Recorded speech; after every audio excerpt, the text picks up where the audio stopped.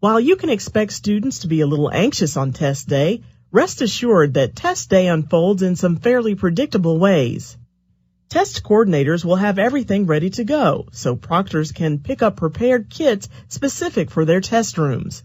In the rooms, proctors will come up with seating charts and prepare to admit students to the test. Proctors will hand out test materials after all the students have arrived and when prompted to do so in the scripts, not before. The test follows the routine described in the applicable testing room manual in both direction and script, which proctors will read word for word. Proctors will engage in active monitoring, watching for and tracking any irregularities in the room. Once all sections are complete, the proctors will collect all the test materials and dismiss the room before returning the materials to the test coordinator. Both test coordinators and proctors should understand the responsibilities for administering the test on test day. This portion of the training will focus on the proctor activities in a testing room. Test coordinators should have prepared kits to share with proctors upon arrival on test day. The kits will contain a student list, the correct number of test books and answer sheets, student instruction booklets, as well as the applicable testing room manual and an irregularity report, IR. Be advised, as proctors, once you have the materials, you become responsible for their security until they're returned after the test. This means keeping an eye on them all morning or engaging the room monitor or test coordinator during breaks to watch over them while you're on breaks. As a proctor, when you get the materials to your room, there are a few things you'll need to do. Select each button. Proctors need to review and sign the testing staff agreement before administering a test room. You'll need to reconcile this list of materials and sign off on them using a testing room materials report. This will involve checking the materials against the serial numbers on the form. You will also need to record the serial number of each test book in the corresponding seat location of the seating chart. This will ensure your seating is in line with your roster. How do a test coordinator's responsibilities shift once all test materials are distributed and the test gets underway? The first thing you may encounter are latecomers. Did you plan for a late room? Are there any test rooms that are still conducting pre-administration activities? As a rule, if the first section of the test isn't started in a room, a latecomer can still be admitted if space allows. Finding a spot for any latecomers will be a first task. Your monitoring activities will continue throughout the test. Make sure your room monitors are positioned properly to support the proctors during the test and monitor the hallways and bathroom areas during the test. Check in on proctors to ensure they are actively engaged with the test administration. Plan to cycle through test rooms to give proctors a break while you assume responsibility for the room. Your staff should always know where you are during your administration in case they need to communicate with you. Finally, during scheduled and non-scheduled breaks, make sure students are not talking about the test or using cell phones. When the test room is ready, can students just enter and seat themselves freely? No. Proctors must either direct them to assigned seats or assign seating at random. Select each button for other important points. On the list of students for your room, mark students as either P for present or A for absent. This information may be needed for makeup test ordering. What does the test morning look like from a timing perspective? You'll start with a reading test, and it's timed for 65 minutes. After that, students get a 10-minute break before they start in on the 35-minute writing and language section. When writing and language is done, they'll switch right into the non-calculator portion of the math test. Tour the room and ensure all students remove calculators from their desk for this section. This section takes 25 minutes and is followed by a 5-minute break. The last standard section is the 55-minute math test with calculator.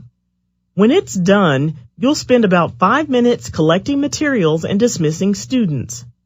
For test rooms testing the essay portion, you'll give students a 2-minute break before starting the 50-minute essay.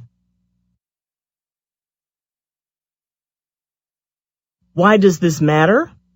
It's important to know how long each section will take in order to understand the pace of the test, the pace of your morning. Furthermore, it's important to understand that this can't be rushed and that correct timing is a critical part of fair testing. As a side note, if you happen to run overtime with the administration activities, make sure the timing of the remaining sections remains the same. Again, you can't rush the sections regardless of how the rest of the school's test is unfolding. You may be used to handing out materials to classes. You may even do this nearly every day.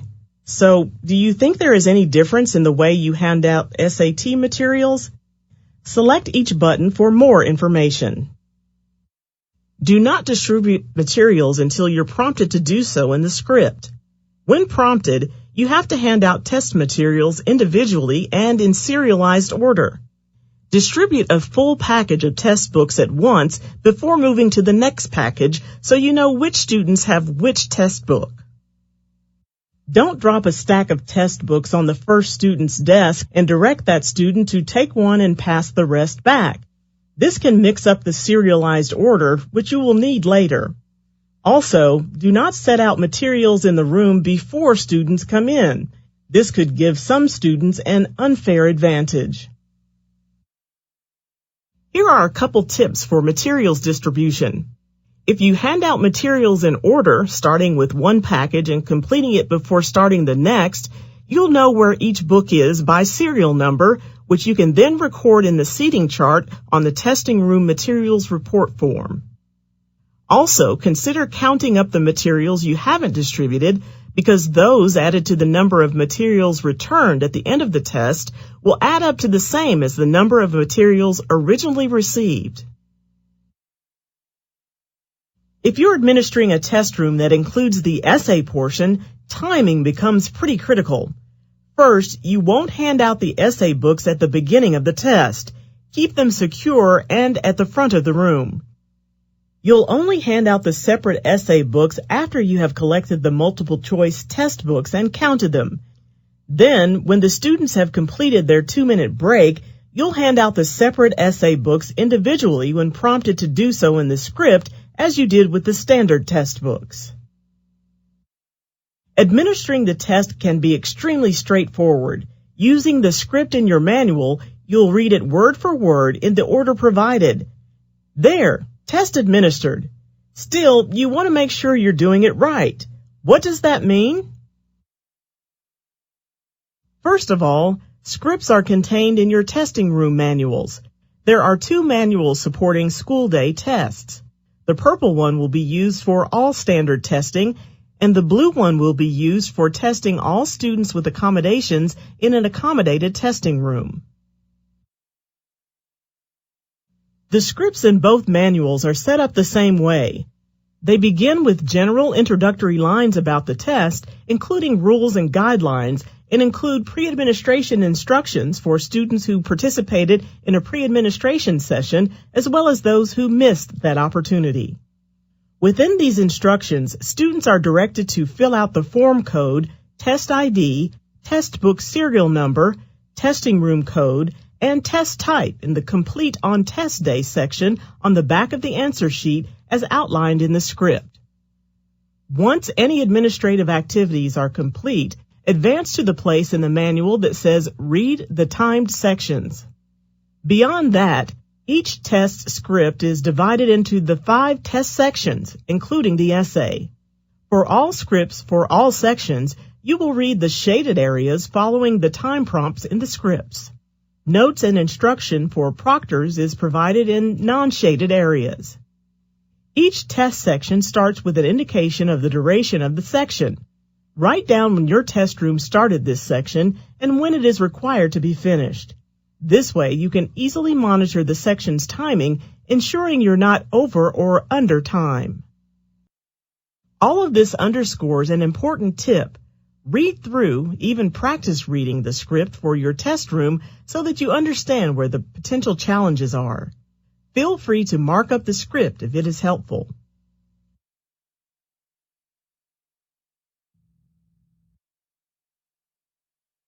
While students are mid-test, write the time for the next break on the board, both when it will start, how long it is, and when students will need to return.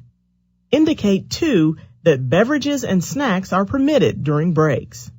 Ideally, snacks and beverages should be consumed outside of the testing room, but this may not be possible at all schools. Please make sure that eating or drinking is never allowed near testing materials.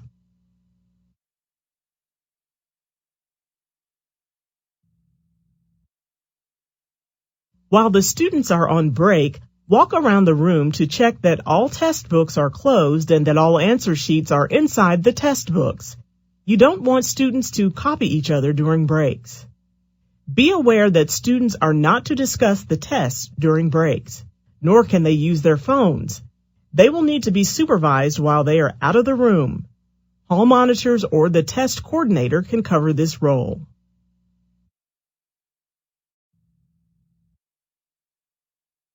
As students return from their break, make sure each returns to his or her assigned seat and watch that no one opens their test books until all students are seated and you resume the test.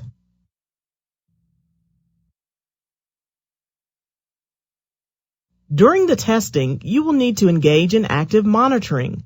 What is active monitoring? Active monitoring involves a combination of walking around the room, observing students, watching for irregularities, watching the time, and in spare moments, reading ahead in the script to make sure you are comfortable with the next stage you need to announce. Do you know what to do if your active monitoring uncovers a problem? Generally, you'll find the problem addressed in the irregularity chart provided in your testing room manual. There, you'll find solutions and actions you should take right away. Then, if applicable, you will follow up by noting the incident in your irregularity report as described in the chart. If you are noting a group irregularity, include the testing room code if one has been assigned, and make sure to include the names of the involved students on the last page of the irregularity report. Once the test is done, you would return a completed report of irregularities. Here's an example. The proctor has completed the script for the reading portion of the test. Not 2 minutes in, she notices a student texting on her phone and leaving the phone on her desk. The proctor knows the phone isn't permitted and has to handle the situation. Exactly how to handle it will be in the irregularity chart. Open this irregularity chart and see if you can find the correct action. The proctor knows the phone is prohibited and finds the issue identified under Observed with Prohibited Electronic Device. She sees that she will need to inform the student that she must write up the incident and that his or her scores will be invalidated. She will need to collect the test book and answer sheet and dismiss the student. The chart also identifies how to report the incident. Here, she'll fill in the irregularity report for this issue following the direction.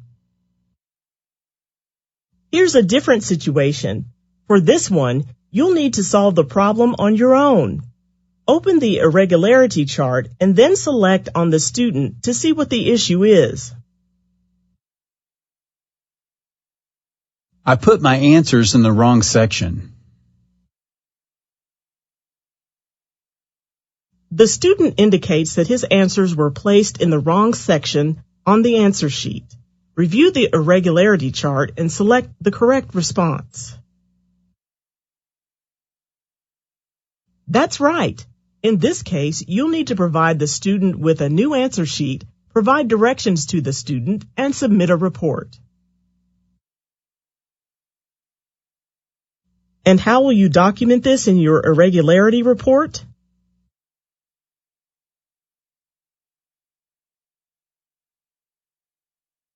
That's correct.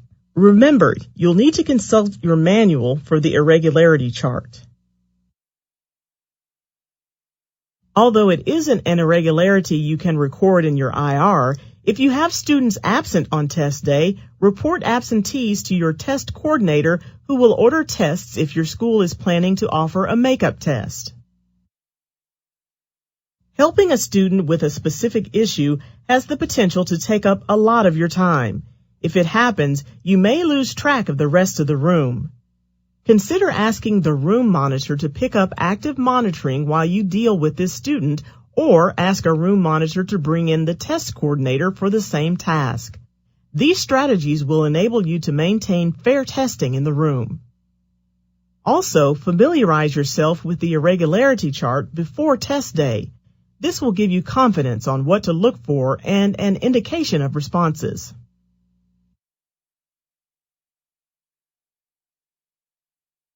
The final section of the test is now complete, and you've directed the students to stop working. Can they just leave now? Students can't just leave when they're done. But to simplify dismissal, your role is scripted in the manual, just like other portions of the test. As with materials distribution, you can't just ask students to hand materials to the front of the room. Instead, go around the room and collect test books and answer sheets individually from students and in serial number order. Count all test books and answer sheets to confirm that you have everything before dismissing any students. Only after all the materials have been collected are you allowed to dismiss the students for the day. Test coordinators and proctors have one more responsibility they share. All the test materials need to be reconciled. Ultimately, this means ensuring that the test materials distributed are the same as the ones returned. Test books, unused answer sheets, and used answer sheets have to come back with nothing missing and be counted. Testing room materials report with seating chart must also be returned. Proctors plan to return materials in that order with your IR on top. If your school has used the test room cover sheet, adding it to the top of the returned materials will help test coordinators confirm they've received back all test materials from all rooms and distinguish at a glance standard and accommodated test rooms. Feeling good about your role on test day? Despite the fact it only happens a few times a year, think of test day as a kind of routine. You'll get your materials, take them to the test room, make sure the test room is adequately arranged, and add information to the front board. Then, once you've admitted students, you'll read through the scripts, distribute test materials when prompted, and make sure students are tested fairly, which you'll do through active monitoring. Keep an eye on the time, manage the sections and the breaks, and everything will go very smoothly. When you're done, make sure to collect everything back, let the students out, and breathe a sigh of relief.